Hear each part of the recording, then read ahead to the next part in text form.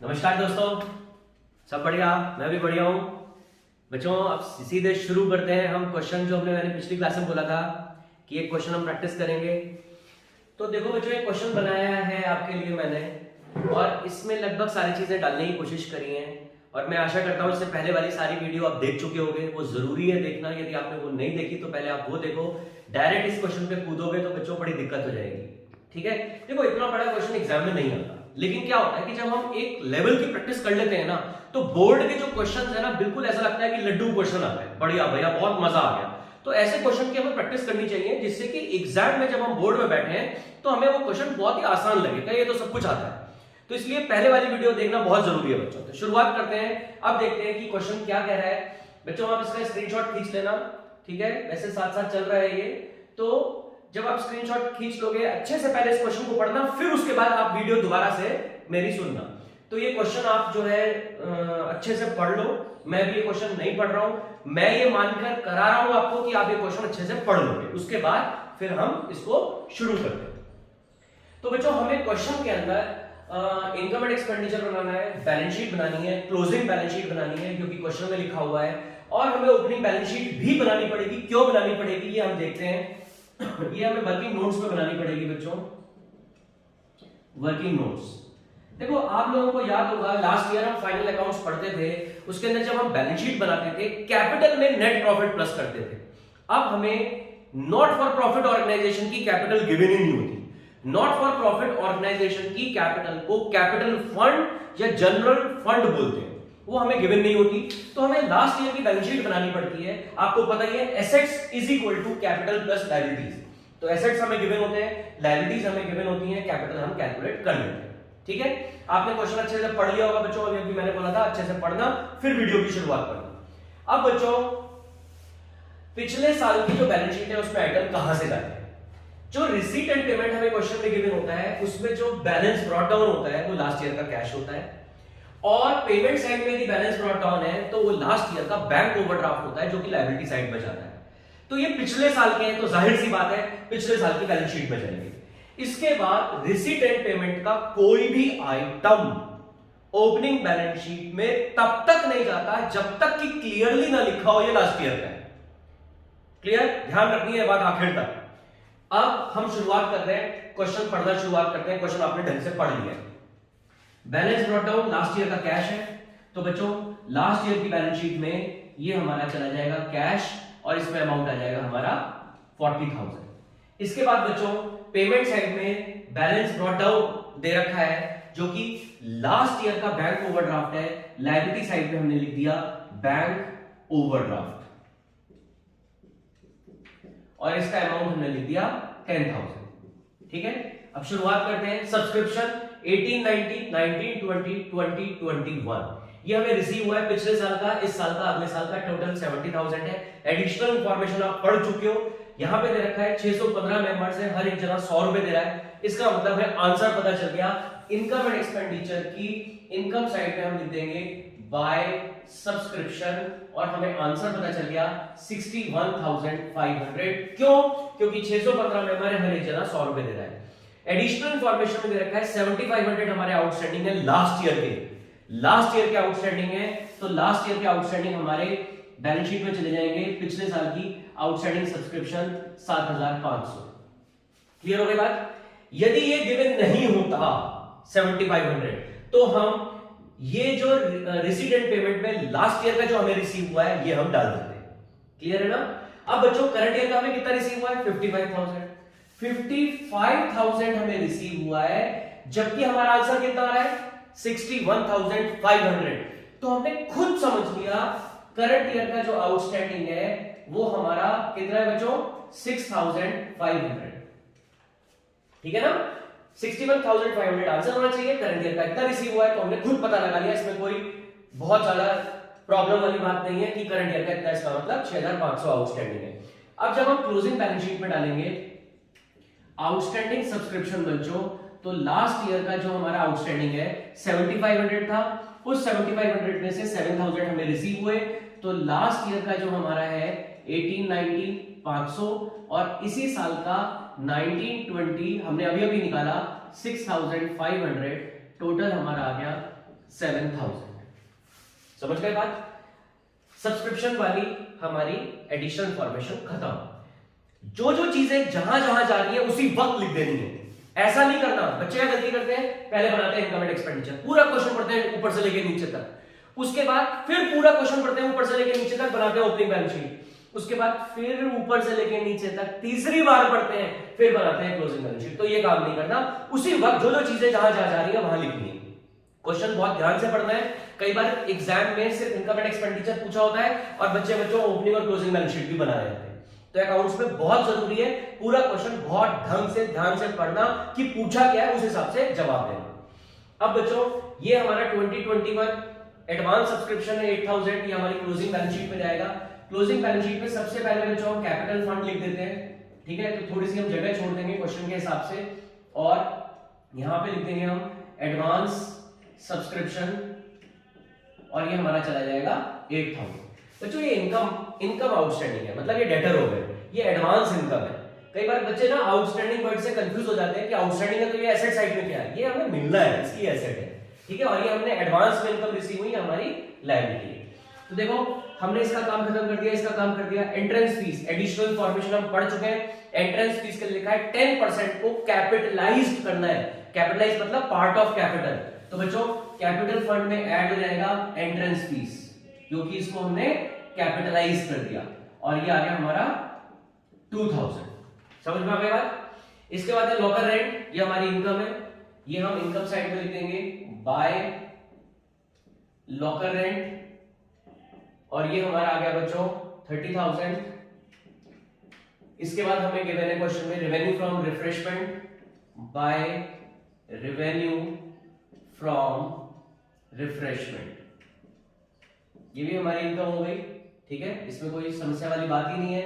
40,000। Interest on investment, आपने question ढंग से पढ़ लिया है। इंटरेस्ट ऑन इन्वेस्टमेंट ये हमने इनर कॉलम में लिखा 10,000। पेमेंट साइड में 10% इन्वेस्टमेंट दे रखा है। हिडन और इम्प्लाइड एडजस्टमेंट हमने पढ़ी थी, इसका मतलब हमारी इन्वेस्टमेंट पे इंटरेस्ट होना चाहिए साल भर का 11,000, लेकिन हमें रिसीव हुआ है 10,000। हमने खुद समझ लिया कि हमारा जो एक्रूड इंटरेस्ट है वो 1,000 है, और हमारा चला गया 11,000। अब जब हम बैलेंस शीट बनाएंगे, बैलेंस शीट में हम इन्वेस्टमेंट लिखेंगे 10% इन्वेस्टमेंट 1,10,000, और बच्चों एक्रूड इंटरेस्ट आप इसमें ऐड भी कर सकते हो, आप चाहो तो इसको अलग से भी लिख सकते हो। एक्रूड इंटरेस्ट ऑन इन्वेस्टमेंट जो कि हमारा चला गया 1,000। समझ में आ गई बात बच्चों? अब इसके बाद है डोनेशन फॉर बुक्स। अब ये स्पेसिफिक डोनेशन है बच्चों, स्पेसिफिक डोनेशन। अब बच्चों ये स्पेसिफिक डोनेशन है, डोनेशन फॉर बुक्स, किसी खास पर्पस के लिए हमें डोनेशन मिली है, ये हमारी लायबिलिटी है। क्लोजिंग बैलेंस शीट में डोनेशन फॉर बुक्स, ये हमारा चला जाएगा लायबिलिटी साइड में 10,000, ठीक है बच्चों? लेगेसी के बारे में मैंने बताया था आप लोगों को, बिल्कुल डोनेशन की तरह ट्रीटमेंट है, कंफ्यूज मत होना। एनसीईआरटी में दे रखा है 2021 वाली कि सिर्फ लीगेसी लिखा है तो इट मींस ये हमारी जनरल डोनेशन हो गई, और हम इसको अब इनकम ट्रीट करेंगे बाय लीगेसी, और ये हमारा चला गया 5,800। समझ गए बच्चों? Balance carried down, bank overdraft है, क्लोजिंग बैलेंस शीट की लायबिलिटी साइड में जाएगा बैंक ओवरड्राफ्ट, यानी कि हमने रिसीट साइड की सारी चीजें कर ली, सारी चीजें। बच्चों सारी चीजें करने के बाद ना एक बार हमें चेक करना है, ध्यान रखना, बैलेंस ब्रॉट डाउन हो गया, सब्सक्रिप्शन का एडिशनल फॉर्मेशन पिछले साल का हो गया, इस साल का हो गया, अगले साल का हो गया, एंट्रेंस फीस। अब बच्चे सोच रहे होंगे कि सबने 10% तो यहां लिख दिया और बाकी तो इनकम में लिखा नहीं। तो बेटा मैंने इसलिए बोला कि एक बार सारी चेक कर लेंगे। कई बार क्या होता है कि कुछ चीज यदि हमारी मिस हो गई तो जल्दी से हमने देख लिया कि सारी चीजें हो गई या नहीं। तो एंट्रेंस फीस का हमने 10%, तो हमने इसको कैपिटलाइज कर लिया था यहाँ पर, जो बाकी बच गया वो तो हमारी इनकम है ना, तो वो हमारी इनकम साइड में जाएगी बाय एंट्रेंस फीस। तो मान लो यदि कोई चीज हमसे गलती से छूट भी गई तो उस केस में हमने एक बार, देखो अकाउंट्स में कभी रिवीजन नहीं होता, कई बच्चे सोचते हैं पूरा क्वेश्चन कर लेंगे फिर रिवाइज करेंगे। अकाउंट्स में हाथ की हाथ रिवाइज होता है, तभी की तभी, कभी बाद में रिवीजन नहीं होता, ध्यान रखना। तो हमें एकदम गलती पकड़ में आ गई, कि 10% हमने डाल दी, यहां चेक करा नहीं, यहां पर हम भूल गए थे, अब हमने यहां पर लिख दी। लॉकर रेंट हो गया, रेवेन्यू फ्रॉम रिफ्रेशमेंट हो गया, इंटरेस्ट हमने कर लिया, एक्रूड कर लिया, डोनेशन कर लिया, लीगेसी जर्नल हमने इनकम मान लिया, balance carry down, bank overdraft, सारी चीजें हमने भर दी, रिसीट साइड सारी खत्म। अब हमारी वहां आ जाते हैं bank overdraft, opening balance sheet में हमारा लायबिलिटी साइड में चला जाएगा। सैलरीज, पिछले साल की सैलरी हमने इस साल पे करी है। मैंने क्या बोला था, ओपनिंग बैलेंस शीट में रिसीट एंड पेमेंट में बैलेंस ब्रॉट डाउन के अलावा तब तक कोई आइटम नहीं जाएगा जब तक कि ये लिखा ना हो लास्ट ईयर का है, कोई एडिशनल इंफॉर्मेशन नहीं है। It means last year salary outstanding हमारी 5000 थी, तो आउटस्टैंडिंग सैलरी बच्चों एक हमारी चली गई लायबिलिटी साइड में पिछले साल की 5000। इस साल जो हमने पे करी वो 10,000 पे करी, ये हमारा खर्चा हो गया टू सैलरी, और हमने यहां पर लिख दिया 10,000। एडिशनल इंफॉर्मेशन की कुछ दे ही नहीं रखी, तो कोई प्रॉब्लम वाली बात ही नहीं है। जर्नल एक्सपेंसेस बच्चों 5,000 आ गए, एडिशनल इंफॉर्मेशन दे रखी है जर्नल एक्सपेंसेस की, जर्नल एक्सपेंसेस हमें दे रखे हैं 5,000, एडिशनल इंफॉर्मेशन में आउटस्टैंडिंग जर्नल एक्सपेंसेस लिखा हुआ है, आउटस्टैंडिंग जनरल एक्सपेंसेस 1000, टोटल हमारा 6,000 आ गया। एडिशनल इंफॉर्मेशन में आपने ध्यान दिया होगा आउटस्टैंडिंग जनरल एक्सपेंसेस कुछ नहीं दे रखा पिछले साल का, इस साल का, इट मींस इस साल का। तो आउटस्टैंडिंग जनरल एक्सपेंसेस 1000 हमारा इसमें ऐड हो गया, और जब हम क्लोजिंग बैलेंस शीट बना रहे हैं आउटस्टैंडिंग जनरल एक्सपेंसेस हमने बैलेंस शीट की लायबिलिटी साइड में लिख दिए। इसके बाद बच्चों फर्नीचर आ गया, कोई एडिशनल इंफॉर्मेशन नहीं, कोई डेप्रिसिएशन नहीं है, इस साल का हमारा एसेट है, इस साल हमने परचेज करा है फर्नीचर, हमारा आ गया 50,000 बच्चों। क्लियर हो गई बात?